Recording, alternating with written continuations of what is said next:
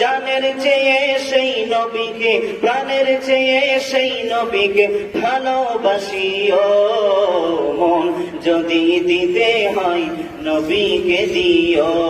আহা ভালো যদি বাসতে হয় নবীকে বাসো।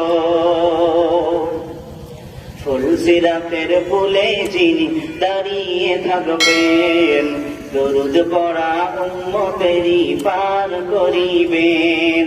ফুলসিরাতের ফুলে যিনি দাঁড়িয়ে থাকবেন, দরুদ পড়া উম্মতেরই পার করিবেন। নবী উম্মতেরই পাগল নবী, উম্মতেরই পাগল নবী মনে রাখিও মন যদি দিতে হয় নবীকে দিও। আহা মন যদি দিতে হয় নবীকে দিও। জাহান্নামের গেইটে যিনি দাঁড়িয়ে থাকবেন, উম্মতেরই মায়ায় যিনি অঝরে কাঁদবেন।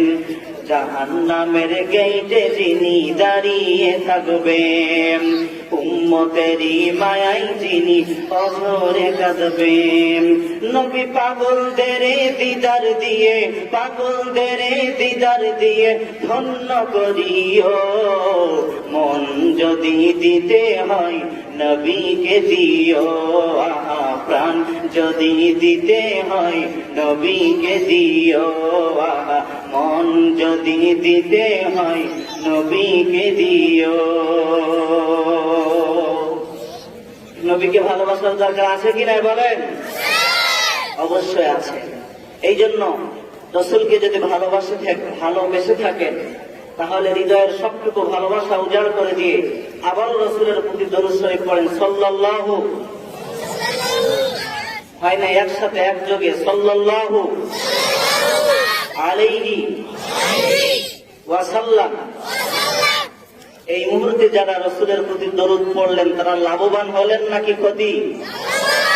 লাভবান হলেন নাকি ক্ষতি হইল আপনাদের? অবশ্যই লাভ হইল।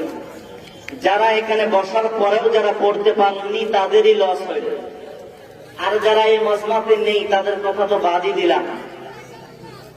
এই মুহূর্তে যারা রাসূলের প্রতি দরুদ পড়লেন কি লাভ হইল শুনবেন? কি লাভ হইল শুনবেন? আল্লাহর পয়গম্বর